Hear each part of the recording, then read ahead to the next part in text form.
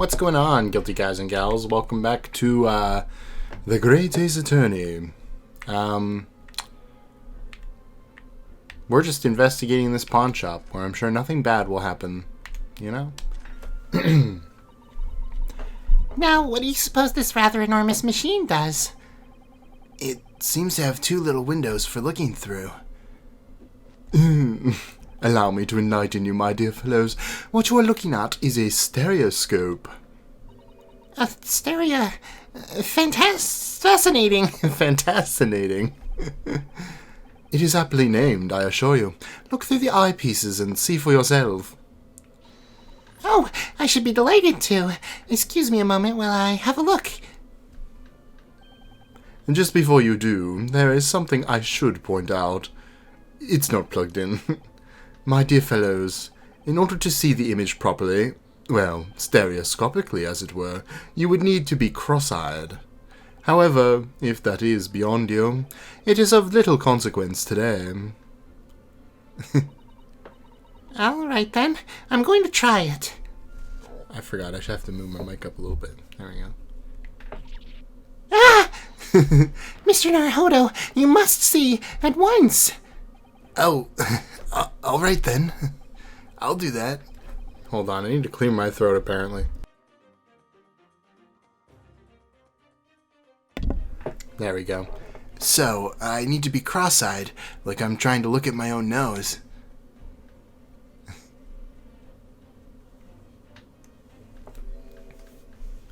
Oh, turn on the stereoscopic 3D on your 3DS right now. What the... I don't believe it. It's just a photographic print, but it all seems like you could reach out and touch it. Yes, the sense of depth is startling, is it not? Stereoscopes are one of London's many fads. They are often found in little stalls in the park. People queue for hours to see them. Why? Why are people meddling with such black magic? And why are there not queues of people looking at this one?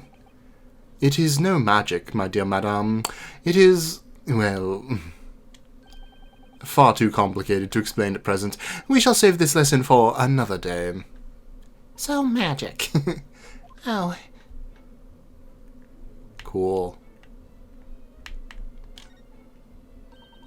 3 globes of gold. Is that some sort of charm? Dear me, have you not seen that sign before? No, never. The 3 golden balls are, in Great Britain at least, the universal sign of a pawnbroker. There are more than 700 such establishments in the capital, all showing the same sign. Oh, I see. I had not imagined your ignorance was so profound. We've been here for, what is the significance of the 3 golden balls, then? Does it have a special meaning? That is certainly unimportant here, dear madam. Irrelevant, even. You mean you don't know? Cool. Oh. Look at this! Whatever could it be used for? I have no idea. She leans in. Ah. I can't really see it, so... Is it a recorder, or... There's a small catch here, look. We're going to open it, aren't we? Oh, it's binoculars. Oh my, that's amazing. It's some sort of spring-loaded mechanism. Which we'll never manage to put back the way it was before. What are you two doing? What? Us? Nothing. No, nothing at all. Whatever this device is, it seems to have a pair of little windows to look through. I feel as though I've seen something rather similar to this elsewhere. Okay, so we got some binoculars. Which surely won't come to use at all. Surely.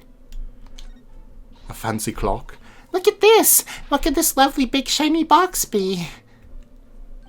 That, my dear madame, is a music box. Surely you have such things in your own country? Oh my, yes, but I've certainly never seen one so large before. Yes, it's true. Shall we listen a while? Music box remix of the main theme. Is it? I don't know.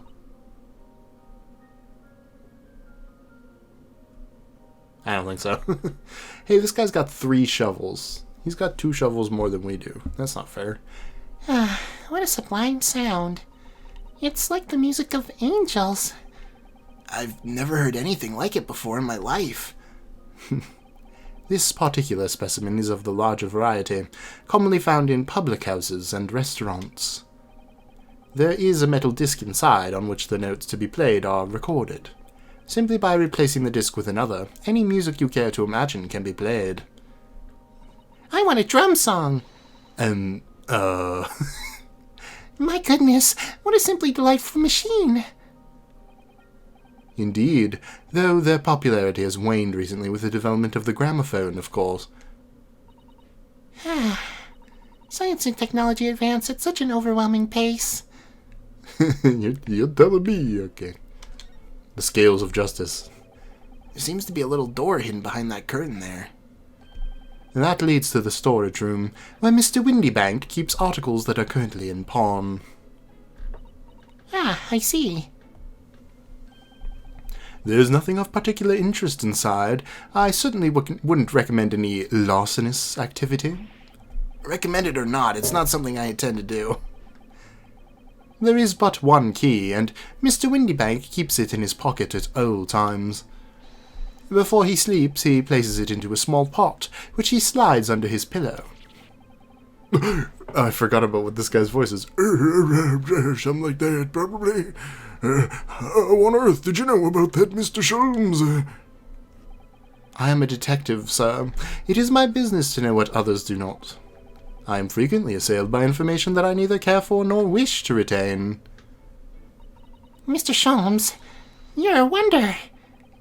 And the prime suspect if this pawnbroker is ever burgled. I thought that said bungled. Burgled. Makes sense. Look at that enormous ledger open on the counter there. Mr. Windybank is, if nothing else, very particular about recording the items he accepts. He'd have to be. Otherwise he'd get himself into all sorts of trouble. Which might explain the thing that catches my eye far more than the ledger. The gun. This revolver here. Do not entertain even a single thought of pilfering an article herein, my dear fellow. I assure you, Mr. Windybank would not hesitate to draw that weapon with a speed belaying his portly size. Oh, you don't mean he'd... Shoot you dead? Blow his brains out, yes, indeed, in recompense for his blunder. Oh, my. You can say that? In any case, of course we'd never do such a thing. How could you even suggest it? I'm a detective. I think that's it. So I think we can just move around. I just wanted to see if there's anything else here. I suppose the game would have stopped me if anything else, but you never know.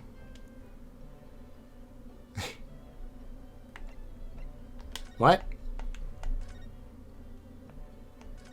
Maybe I did miss something then. Well, let's just see if there's anything going on up in our little place, but if not, then... Okay. Nope. Nothing. We're coming back in, Mr. Windybank. Maybe there's more... No, there's no more converse options, so I must have just missed something in the investigation sort of thing here.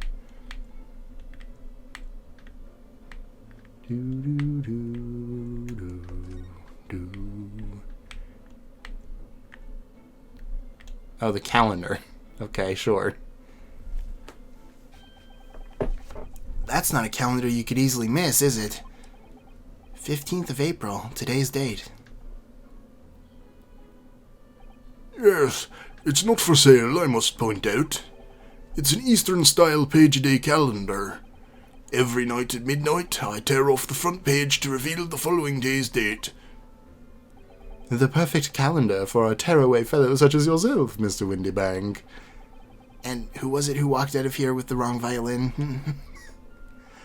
Well, when the agreed storage period is passed without repayment, articles are forfeited, you see.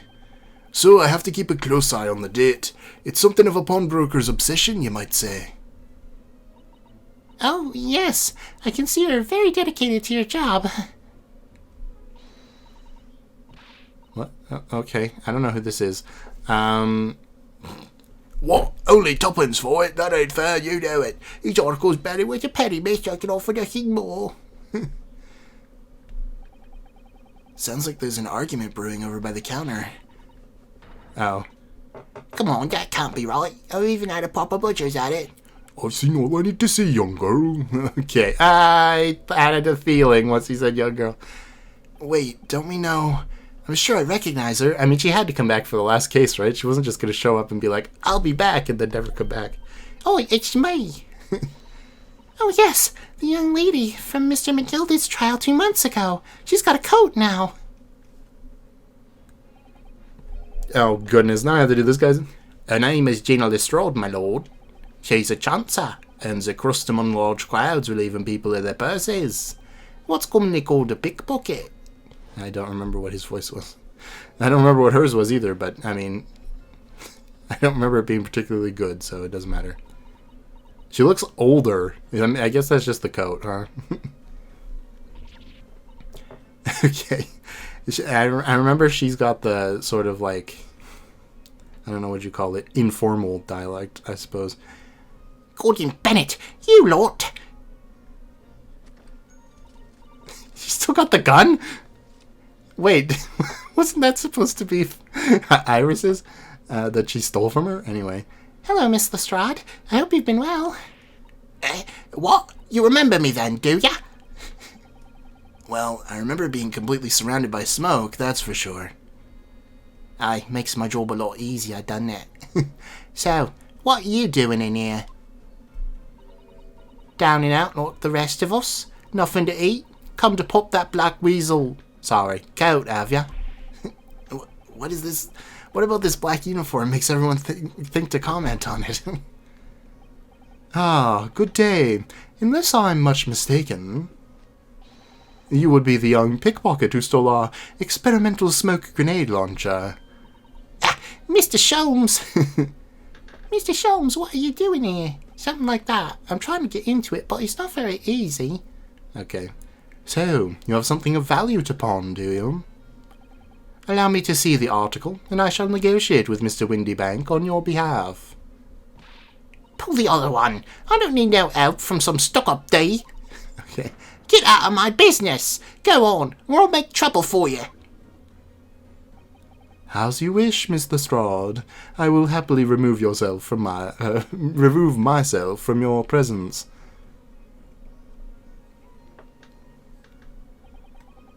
He's really done it. He's just gone. I'm sorry, but as I said, there really is no room for negotiation here. What is that thing he has in his hand? Some kind of metal disc? And you, go on, leave me alone. Oh, Miss Lestrade, just pretend we aren't here. We shan't be offended in the slightest. Yeah, well, I'm a little offended, actually. Sato-san can really stand her ground when she wants to. Whatever. Pretend we aren't here, but we are going to talk to you. Sorry, I meant to hit talk. Here we go. Somehow, I didn't really think you were the sort of person who'd use a pawnbroker, Miss Lestrade. What, you think I'm poor? Well, you're not wrong. Yeah, well, I am all right. I'm a Londoner, just like everybody else. That a problem, is it? No, not at all. It's just that, well... Oh, I get it. I know what you're thinking. That thing probably don't even belong to her. She probably got it on the dive, didn't she? Well, you're right. Yeah, I can see it written all over your Chevy Chase. Okay. Well, I might have been thinking something along those lines. You're not going to deny it, Mr. Naruhodo. You're not going to deny it, Mr. Naruhodo? All right, then, I'll just come out and ask you straight. Do you pawn things you steal from other people? Well, I don't know how best to answer that, really. You work for the law, after all. Don't forget it. Suppose, sometimes. You're not going to deny it either, Miss Lestrade? But not this time, all right? I swear, that thing belongs to me. The disc that Mr. Windybank is holding. Perhaps we should see what he has to say about all this. Stop looking at me. Okay, let's see.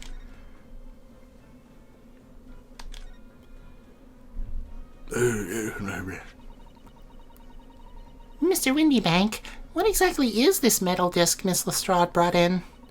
It seems to have hundreds of tiny little bumps on its surface.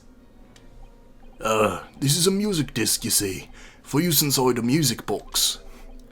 In a music box? What? You don't even know what a music box is? You Eastern lot ain't too savvy, eh? I know what a music box is. I've just never seen one of these discs before. The small protrusions on the metal disc encode the tune to be played by the music box.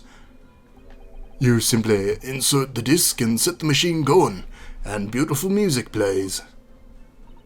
It's so incredible. Tell us, what tune is on this disc? Well, I'm afraid I couldn't tell you that. There are so many different types of music box, you see. British-made, German, Swiss. I have no way of knowing which particular machine this disc was made for. Ah, I see. And that's it in a nutshell. I wouldn't have any customers for an item like this, even if the young lady forfeited it. Really, I'm already offering more than I should at a penny. That's a pack of lies. He told me he did. He said it was, he? He? Who? Never you mind. You just ain't right, that's all. The disc's worth good money. I know it is. Well then, you'll have to try your luck at another pawnbroker's, won't you?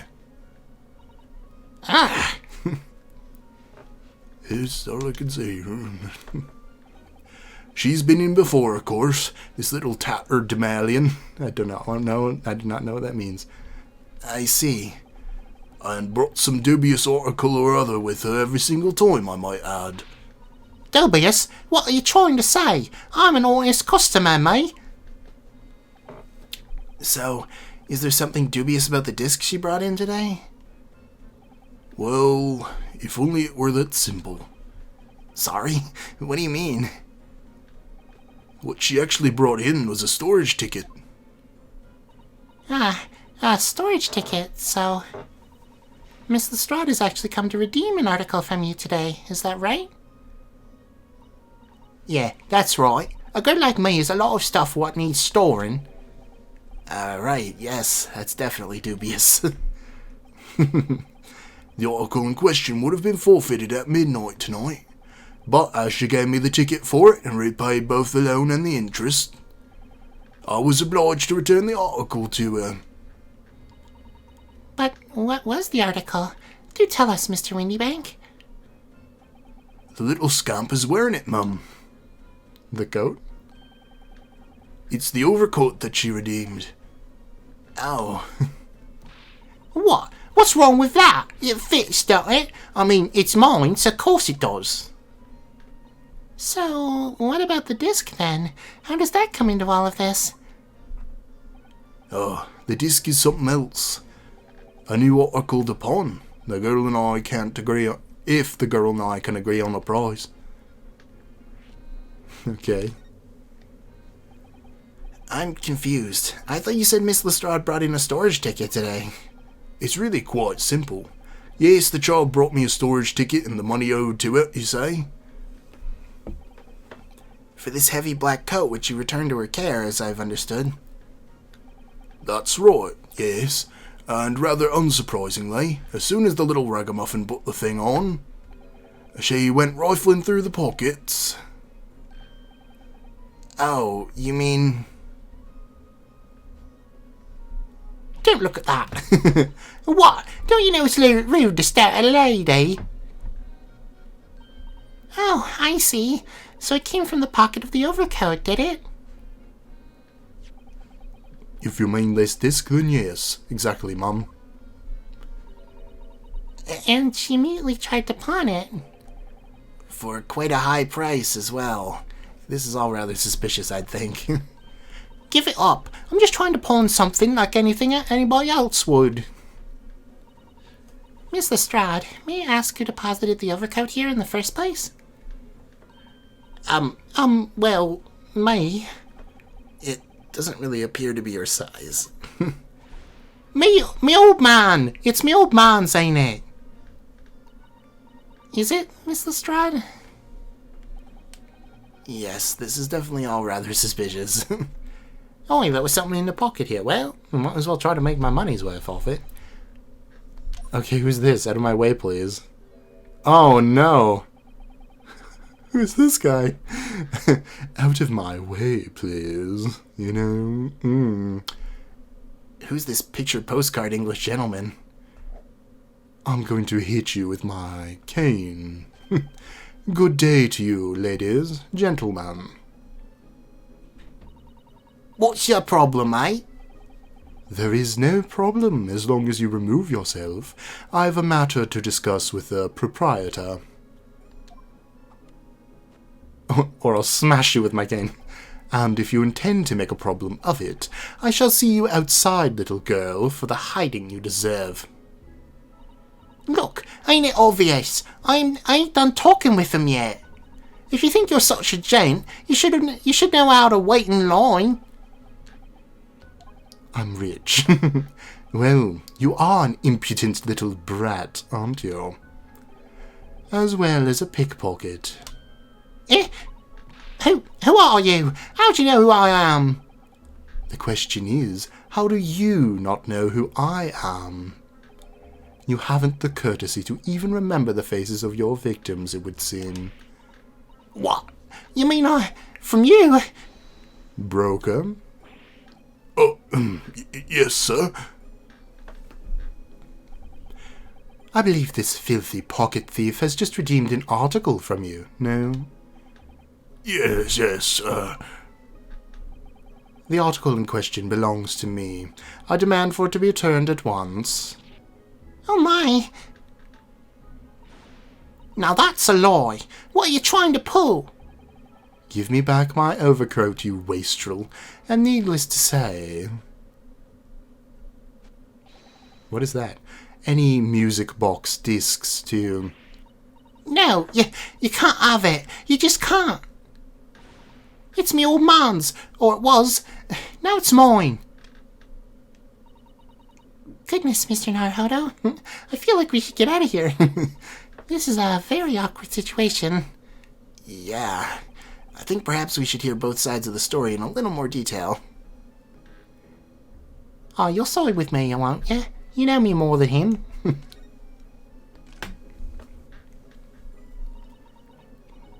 Miss Lestrade, is what the gentleman is saying... What do you think? It's all lies, ain't it? Obviously. I swear on me life, I ain't never laid eyes on that dandy before. Let's hear it now, you little ragamuffin. You stole it, didn't you? That ticket you bought in here just now. No, I swear it. I swear to God. It was barely an hour ago. I was walking along the street minding my own business, when this little gutterling ran into me. I knew at once what had happened. I've been robbed yet again, I thought to myself. Those wretched pickpockets. Yet again? Oh yes, as you can see, I'm a man of impeccable style. This isn't the first time I've been targeted by these backslummed scoundrels. Now then, relinquish my overcoat. Come along now, Miss Lestrade. Give the good gentleman his coat back. If you're going to cause trouble, I shall have no choice but to call the police. Hold on, why's everyone think it's me? Just look at this dandy cove. You think I'm the dodgy one? I'm so sorry, but no one's going to believe you. You're simply too poor, madame. Well, what about evidence? Yeah. Where's your evidence I stolen something, eh? Come on, let's say it. Oh, I have evidence, naturally. You what?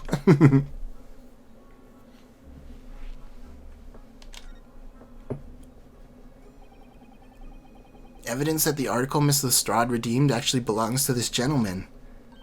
Of course. We need only consult Mr. Windybank's ledger to know the truth. We'll be able to look up the name of the person who deposited the article in the first place, and conveniently get an introduction to him. Yes, brilliant. I'm very sorry, but I'm afraid that won't be possible. Oh, I never ask customers' names. That's a strict policy of mine. But why not? Well now, as you can imagine, some of my customers have circumstances to consider. A great many of them prefer to maintain their anonymity. yes, I see. But then, how can you know if an article belongs to the person asking to redeem it? Oh, it's quite simple. Good sir, might I trouble you for the watchword associated with the article in question? Of course. It's... Professor. Yes, that's right, and all the evidence we need. This gentleman is the rightful owner of the article, without doubt.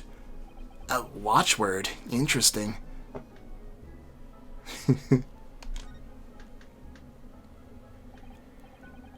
So, about these watchwords, Mr. Windybank. As I just explained, I never ask customers' names when they deposit items with me. There are many reasons why. Certain customers would like to keep their activities secret. Just looking at Mr. Schultz. That wasn't exactly a subtle glance at Mr. Sholmes now, was it? Great detectives have no dark secrets. None at all.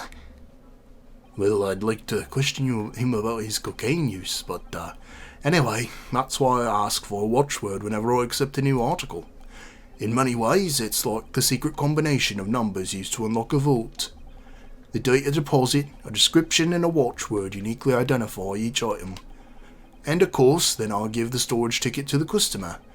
When someone comes to redeem something, I ask for the ticket and the watchword. And if someone tells you the correct watchword, you return the article? That's right, sir. Yes, soon as the requisite fee is paid. And I've supplied you with the information you require already, but for the avoidance of doubt, the article in question is an overcoat deposited 2 months ago on the 15th of February. With a watchword of Professor. All perfectly correct information, sir. But how? Really, this is beyond a joke now. There is no further room for doubt. Ugh. What now? Oh, this man. Picture postcard gentleman. Excuse me, but who are you? Oh, so I see everyone here is uneducated. Well, lovely. One would expect the inquirer to introduce himself first. Though clearly you are not British, so perhaps our ways are foreign to you. Oh, sorry. Yes, we're from the Empire of Japan. We're studying here. Oh yes, Japan. I've heard talk of the place. What the hell are you doing? Its inhabitants live on some fiery brown-colored soup dressed up with exotic spices. I think you're thinking of somewhere else. And what was that theatrical gesticulation about? Sure. Perhaps. Anyways, if you are a gentleman, sir, you offer your own name first before inquiring after the name of another. Of course, yes. I am Ryunosuke Naruhodo. I'm a lawyer and, well, a student of law, really. My name is Susato Mikotoba. I'm Mr. Naruhodo's assistant. I see. My name is Benedict. Yes, Eggert Benedict. A truly rich person name, because nobody would ever, enchanté. And you used a French word? Oh, cool. He's so refined in how he holds himself and how he speaks, but that name is suspicious. Now, to the matter at hand. His name is literally Eggs Benedict, I just realized, okay. Stop. My overcoat. Return it at once to someone with the style to carry it off. Every move he makes, every breath he takes. Can't stand watching him. You better watch out or the police will be here any second for a copyright claim. Ugh, it doesn't look good on him. I like it better on Gina. So, let that be the end of the matter. And thank you for your custom, Mr. Eggert Benedict, sir. Please stop. With such reasonable rates of interest, I may even decide to come back. No, I look stupid again. That's why I hate grown-ups. Just 'cause I'm a diver, everyone thinks that makes me a liar. But you did lie. And the contents of the coat pockets, if you please, broker. But of course, sir, here's the disc for you. Just this one. Pardon, sir? I was expecting another. That is, I deposited another. Another disc? Oh dear. I'd regret to inform you, sir, that what was deposited was merely the overcoat. The disc happened to be in one of the pockets, but I was completely unawares of it until now. So, gutterling, you're hiding more of what's rightfully mine, aren't you? Says who, eh? I don't know nothing about it. Very well. Then I shall bid you farewell. Say goodbye to style. Wait a minute. That disc. It's mine. Whoa, what the heck? What do you think you're doing, you little tramp? You've drawn blood, you filthy animal. Where? Oh my, yes, there's blood on the disc. It's because of those sharp little bumps. The man must have scratched his finger on them. I found it first, all right. I mean, it belonged to me old man. So you're not having it. Oh, you take it. Me? If I hang on to it, they'll have it off me again. So just keep hold of it. Miss Lestrade, you're trying to use me as a fence? Why is this disc so important to her? Okay, we just took it. You there, in the black livery. Hand that disc to me at once, please.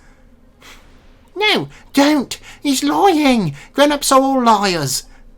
Oh, what do I do now? How am I going to resolve this? Just leave. No. Gina, what do you want the dish for? Wow, Miss Lestrade's really looking daggers at that mysterious gentleman. We need to do something to calm things down before she loses control and attacks him again.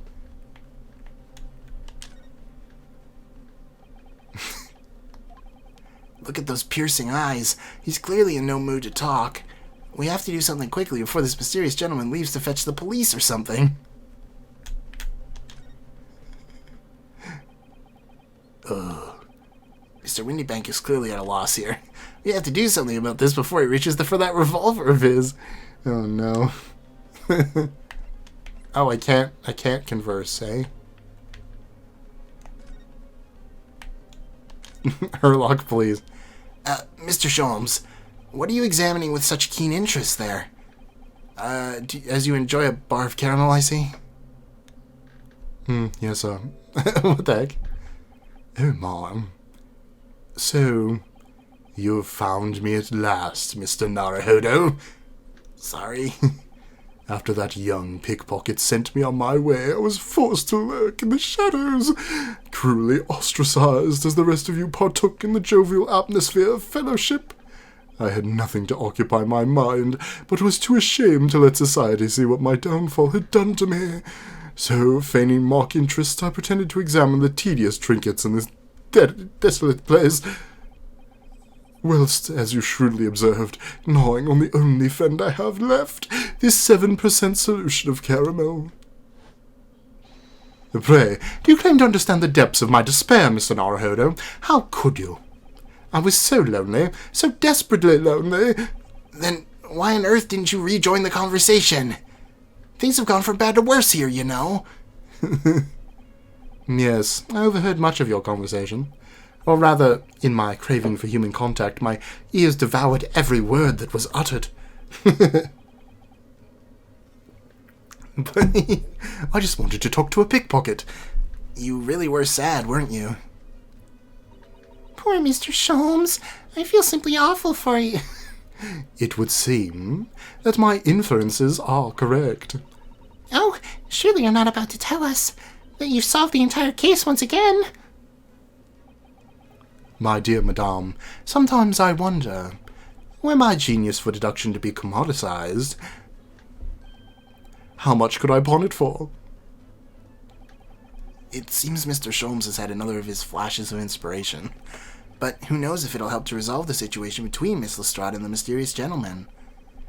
What's the right thing to do here?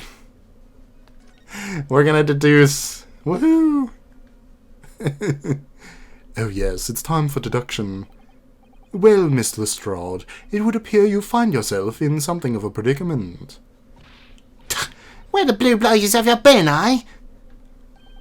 Pardon? When a lady's in trouble, a true gent's supposed to be there to help. Straight away, not on the later. Not an hour later. There we go. Harsh.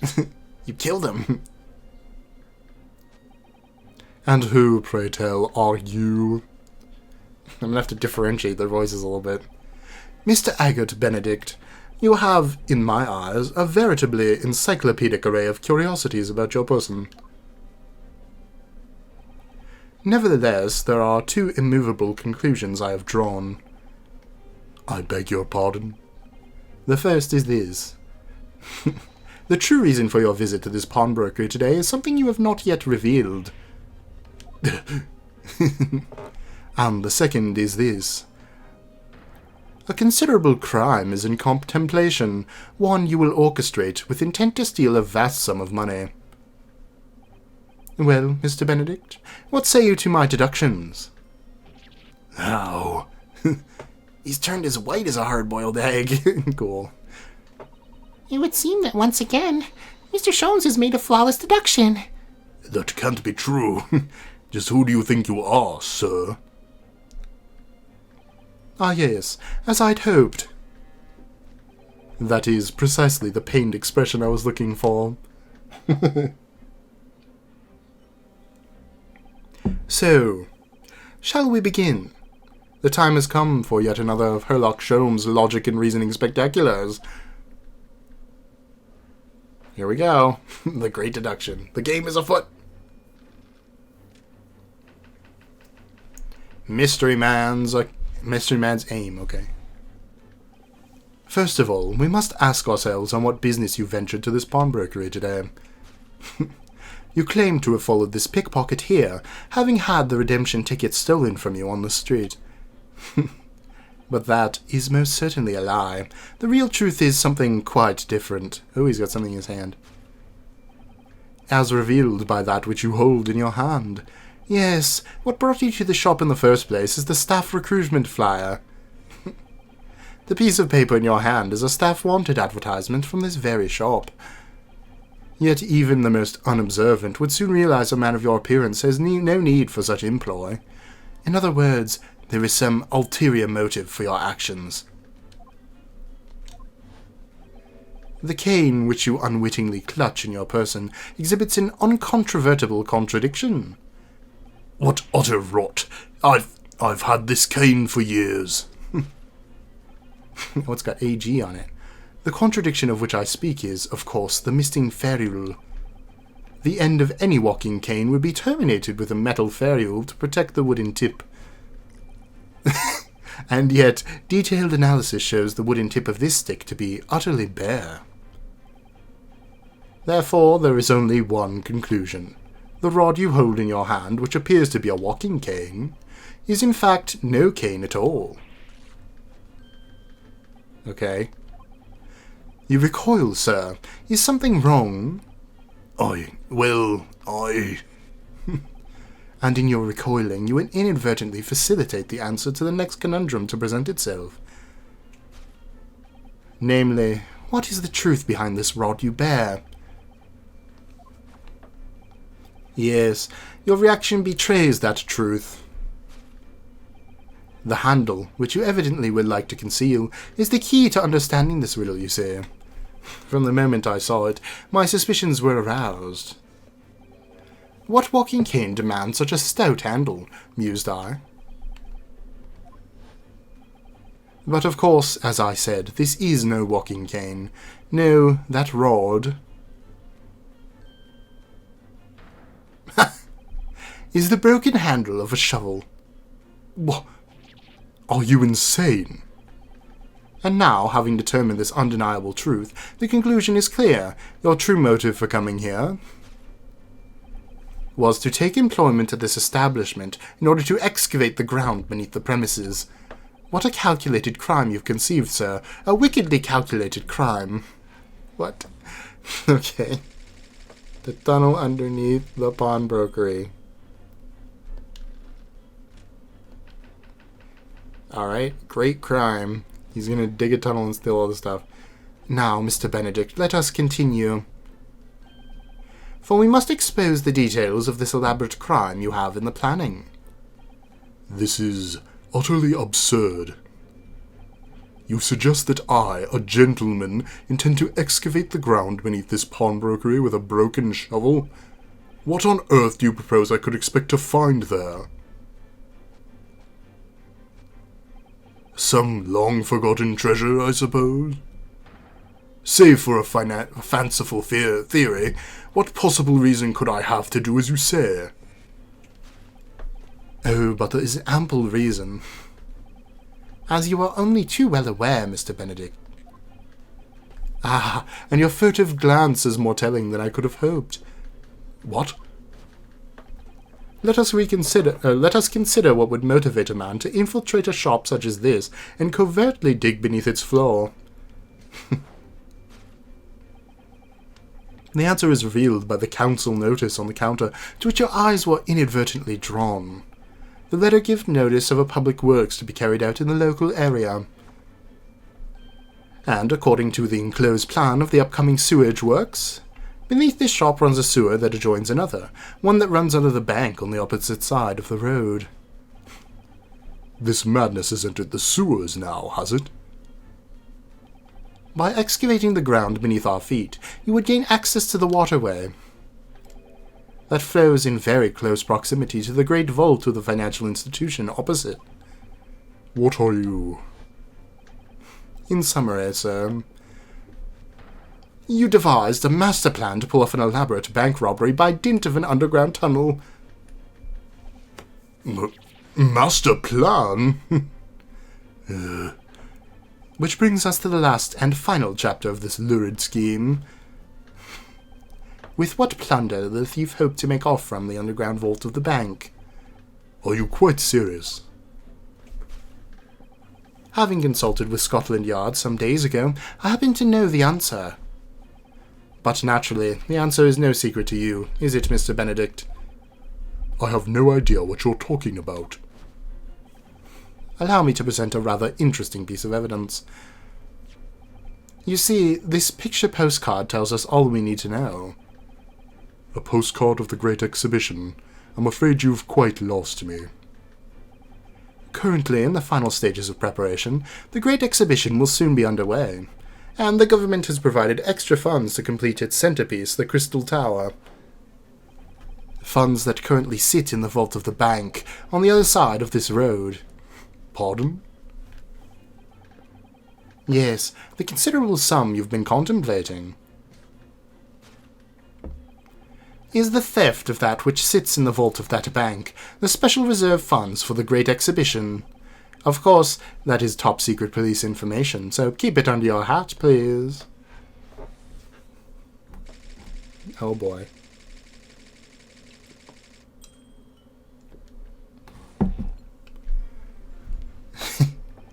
Thus concludes Herlock Sholmes' great deduction of the pawnbrokering puzzle.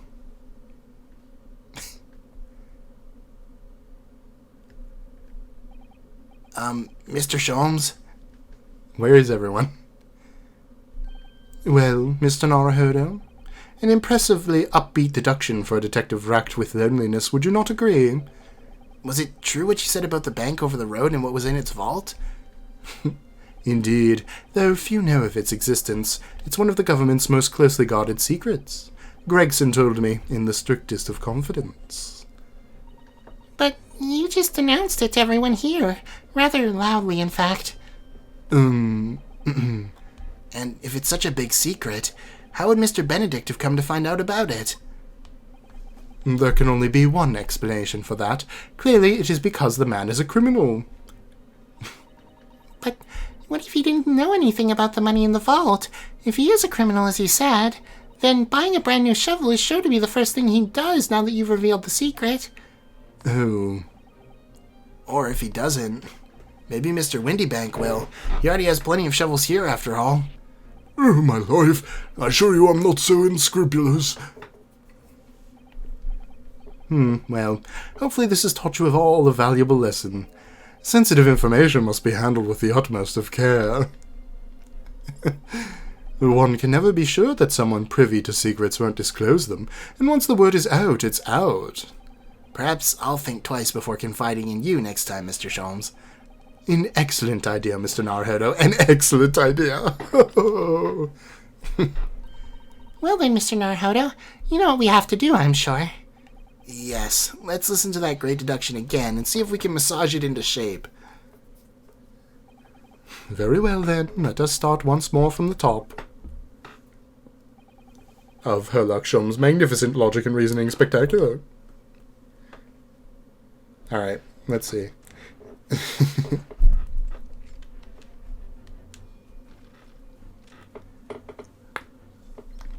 Yep. What business you ventured to this pawnbrokery? You claim to have followed this pickpocket here, having had a redemption ticket stolen from you on the street. But that is most certainly a lie. The real truth is something quite different. Hold on, I have to blow my nose now. Good gracious, allergies suck.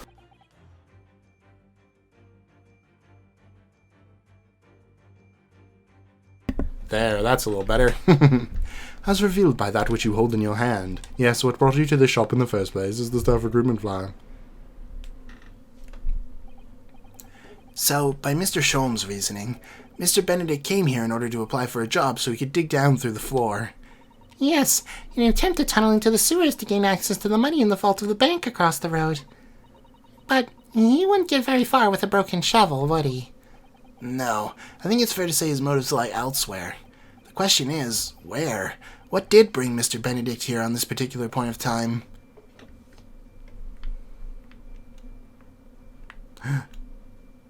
It's Gina. She's got a little note.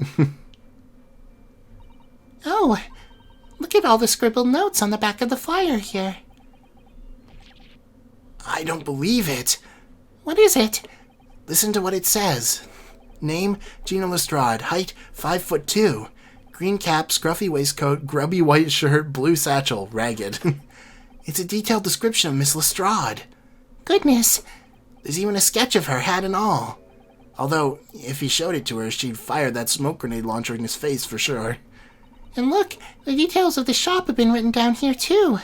Windybank's Pawnbrokery, Baker Street, redemption deadline 15th of April. Which is today's date. Why would Mr. Benedict have all that information scrawled on the back of this piece of paper?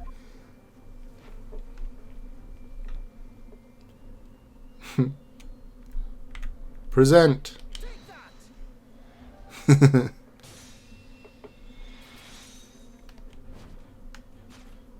Yes, what brought you to this shop in the first place is info about Miss Lestrade. Quite so, my dear fellow. It would appear that the writing and sketch on the reverse of this flyer pertain to the pickpocket Miss Lestrade and to Mr. Windybank's pawnbrokery here. Ugh. You originally told us. Oh, don't put me in the light. That you'd merely given chase after Miss Lestrade stole the redemption ticket from you. But that, sir, is a thinly veiled lie. It is the information on the back of the flyer that led you here today, by which I mean here to Windy Bank's pawnbrokery, and today the redemption deadline of that overcoat. So, you waited outside for the young girl matching the description you have written down to arrive. And you've gone to some lengths to hide the reason for your pursuit, Miss Lestrade. In other words, there is some ulterior motive for your actions. The cane which you unwittingly clutch in your person exhibits an uncontrovertible contradiction. What utter rot. I've had this cane for years.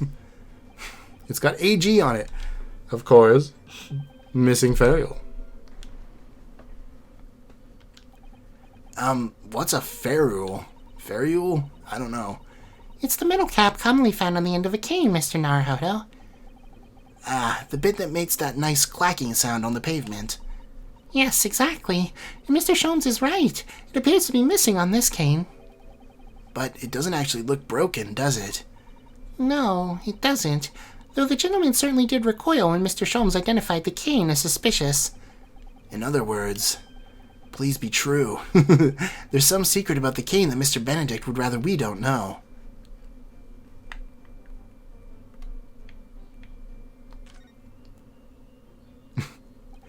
Look here, Miss Sasato. There's some letters on the handle. Ah, yes. Those must be initials, I think. In the West, it's customary for people to engrave their belongings with the first letters of their names. So, Herlock Sholmes would be HS, you mean? That's right. And the initials on this cane, obviously. Oh. AG? Why does it feel as though that's not quite right?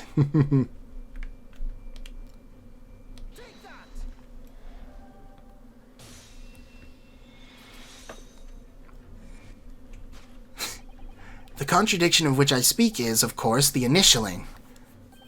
A most astute observation, wouldn't you say, Mr. Eggert Benedict? We are led to believe, sir, that your initials are EB. Yet, in a most possessive manner, you have your grasp on a cane bearing the initials AG. An incontrovertible contradiction indeed, would you not agree? No, you're wrong. This cane isn't... You said before you'd had that cane for years. So don't try to tell us you just borrowed it from a friend or found it in the park. In short, though you hold yourself to be a gentleman, you have withheld your true name.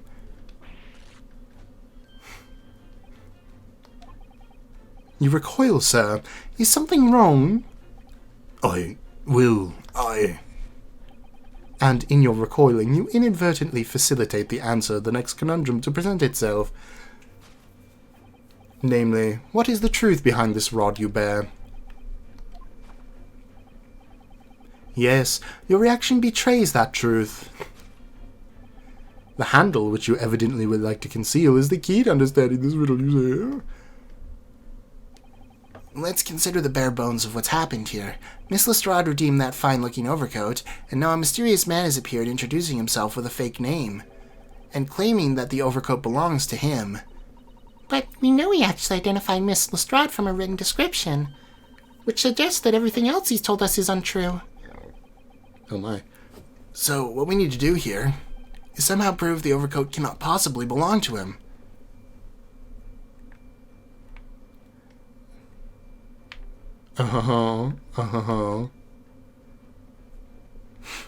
It didn't fit him and he just broke it? Jeez. Oh, the seam of the shoulder is coming apart. Look. So it is. Do you know, a moment ago when Mr. Benedict was surprised by something that was said, I thought I heard him make a rather strange noise. It sounded a bit like a tiny growl. But now I think it was probably the sound of the seam ripping open. If you look closely, it does seem to be a very tight fit. The sleeves are stretched to bursting, and you wouldn't have a hope of fastening it in the front. If you were to run around in it, I'm sure the whole thing would fall apart. That I'd like to see. Sorry? So, Wait. How can we make Mr. Benedict run around? She's really giving this some thought. Okay. Whoa, I'm like stuck in the air. There we go.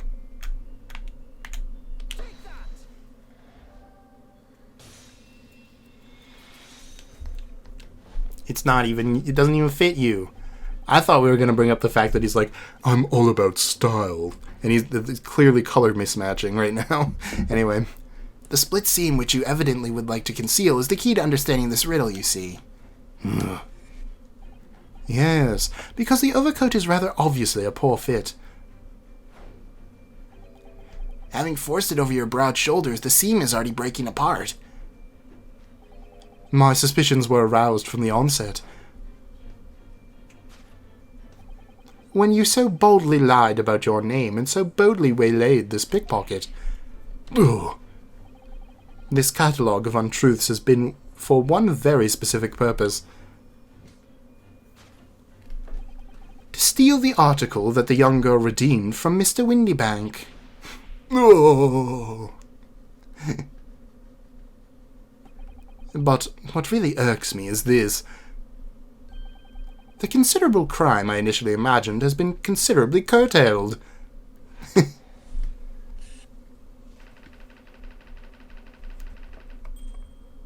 Yep. Alright.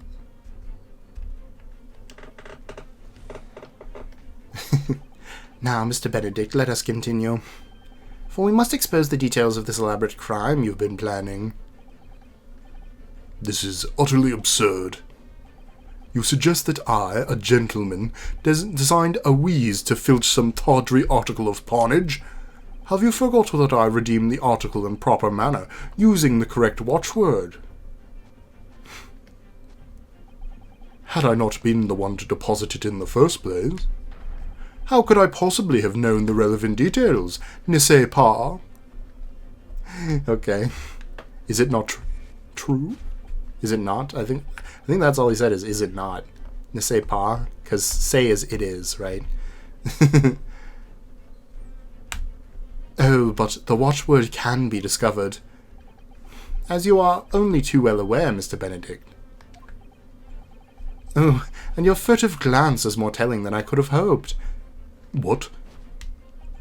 Let us consider how one might come to learn a secret watchword relating to the pawned property of another.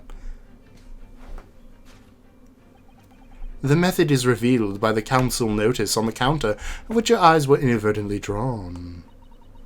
The direction of the deduction must change rather dramatically now, I think.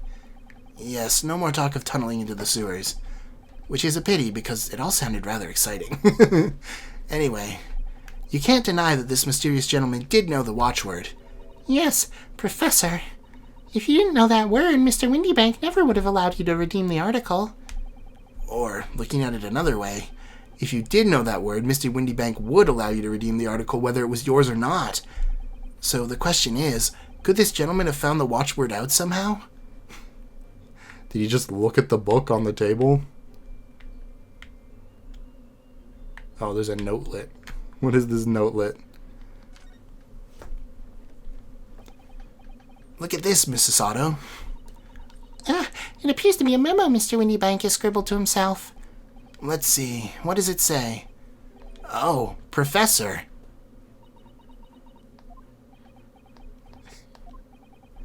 Mr. Windybank must take a note of which watchwords his customers give him, right before their eyes. And in alarmingly clear script as well. Oh dear, I don't know where to look. Who knows what other secrets I might see?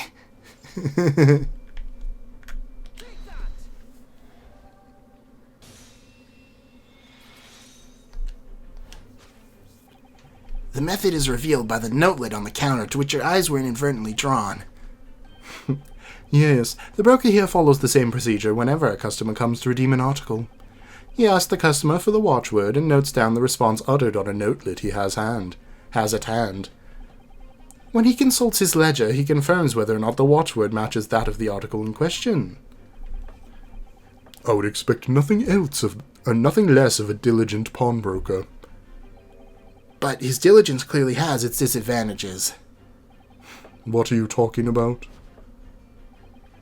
It is increasingly apparent that you were present in this shop before your accusation against Miss Lestrade. In all likelihood, you followed her inside and observed her talking to Mr. Windybank. When the diligent broker made a note of the watchword at his common practice. You observed him writing the word professor on the note beside the ledger. And that, sir, was the master plan you devised to steal the pawned article from the young Miss Lestrade. Master plan? Stop spinning, you're going to break the coat more. It's not even yours. Which brings us to the last and final chapter of this lurid scheme. Why would you go to such lengths to redeem that particular article from this pawnbroker? Are you quite serious? For an ill-fitting overcoat hardly seems to justify the effort, much less a worthless music box disc. But naturally, you had a very good reason to make them yours, didn't you, Mr. Benedict? I have no idea what you're talking about. Allow me to present a rather interesting piece of evidence. You see, this picture postcard tells us all we need to know. The articles we're talking about are the overcoat and the music box disc that was in one of the pockets. And according to Mr. Windybank, it isn't even worth a penny. And yet this man went to such lengths to steal them. Why? I wonder if perhaps we already have the evidence we need to explain it, Mr. Naruhodo. Could we? Really? I'd better have a thorough look through all the evidence so far. I wonder what it could be.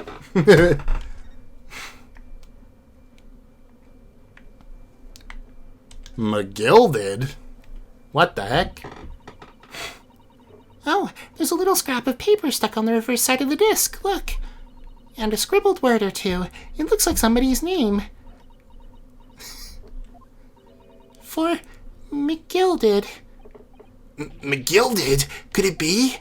But it is, Mr. Naruhodo. A name I shall never forget for as long as I live. But why? Why would his name be on this? This is interesting. What little scheme was McGilded up to now?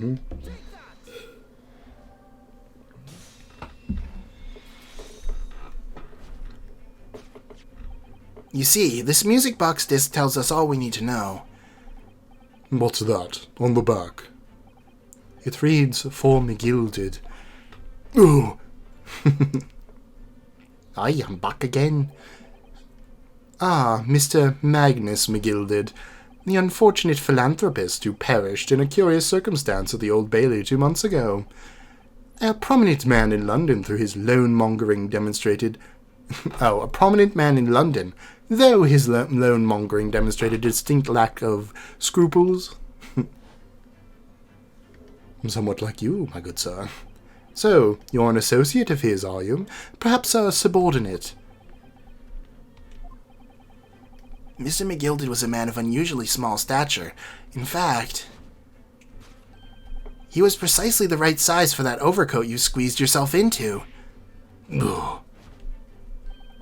Your true identity remains shrouded in mystery, Mr. Eggert Benedict. But the final conclusion here is crystal clear. The reason you came to this pawnbrokery today...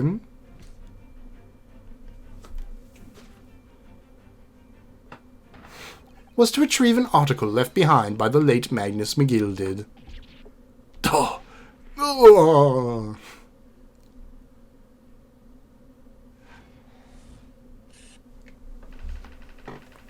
Weird.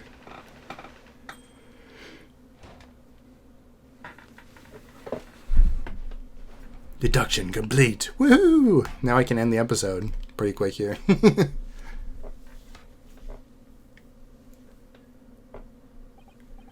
Well, well, Mr. Magnus Mcgill.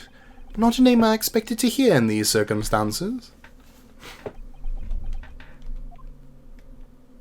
Mr. Sholmes, I'm afraid there's something very troubling on my mind. Pray tell, Mrs. Otto. Well, according to what Mr. Windybank told us earlier, today was the final day on which the coat could have been redeemed, was it not? Yes, ma'am. That is correct. Today would be precisely 2 months since it was first deposited. Well, today is the 15th of April, so 2 months ago today... Would have been the 15th of February, sir. That's right.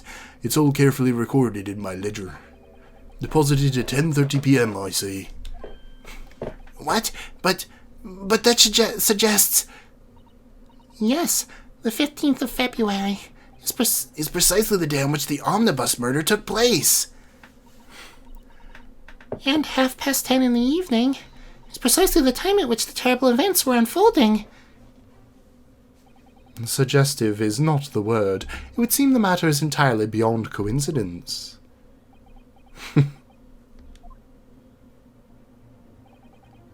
You are, of course, at liberty to make whatever outlandish deductions you choose. However, I'm leaving with this coat. Goodbye. Oh, okay. I must insist you hand over that music box disc now. Windy Bag, please, save us. It would be a terrible shame for you to return to your native land in a box. Ugh, what did I do? I mean, you gotta hand over the disc. He could shoot me at any moment. I hate to give in, but what other choice do I really have here? Mr. Windybank! This is my shop. I can't allow any harm to come to my customers. If that were to happen, I should have to take my own life. Mr. Windybank, no! Point the gun at him! Alright, that's enough. Yeah, I thought so. Look at those bobbies with the cloaks. They look like little... They're Van Zeke's vampire underlings with identical mustaches. It's crazy. Inspector Gregson. That's right, it's me. Inspector Patronum. That's right, Sunshine. The alarm was raised on one of our dedicated emergency lines. So we got here as fast as we could. Now, what's all this about, eh? Oh, praise be. You're here at last. I was moments away from forfeiting my own life in my very own establishment.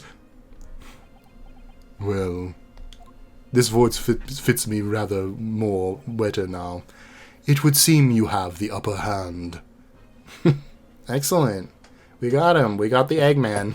You can never trust an Eggman. Right. You've got some explaining to do. I don't appreciate being bothered with some petty argy-bargy.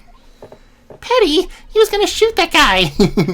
Mr. Windybank very nearly met with his end. Yeah. Yeah, by his own gun as far as I can tell. Oh dear.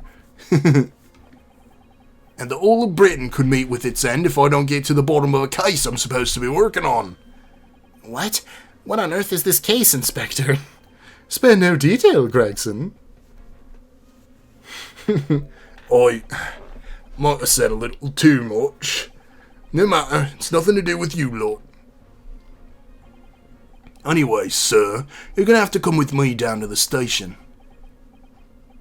But of course, Inspector. Just kidding, here I go. Ah, he's getting away. Get after him, lads. Whistle the beat officer, too. It's going to be Rolly Beat and he's going to be asleep on the job. I'll stay here, though, because I got some fried food to finish. There's been a spate of thefts at pawn shops around here recently, so we fitted emergency buttons underneath the counters for brokers to let us know when there's trouble. Oh, Inspector. I'm very worried there for a while. Very worried indeed. Now then, Mr. Permanently in mourning. Oh, yes. I'll be taking that whatever it is and McGilded's down to the yard, thank you very much.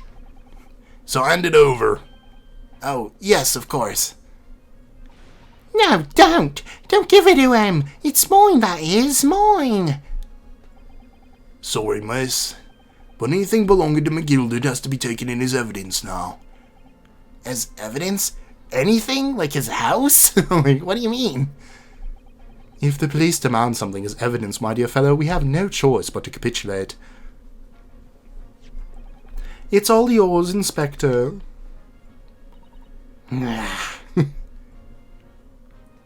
What is Gina's deal? And so, we handed over Mr. McGilded's disc to Inspector Gregson, and were summarily turfed out of the shop and onto the street. I've had quite enough excitement for one day, I think. Oh, perfect. I actually made it to a to be continued for once. That's crazy! What a weird start to this chapter. It's different. I was a little worried about it last time, but I kind of like it now, you know? Well, thank you guys so much for watching. If you did enjoy, you can leave a like, you can subscribe, you can check out the Patreon, you can go to Twitter or Discord. There's a billion things. Yeah, that's pretty much it. Nope, I don't got anything else. We're just going to have a normal Friday. Normal Friday with a normal upload. So yeah, I'll see you guys next time. Okay, bye-bye, bye-bye, bye-bye.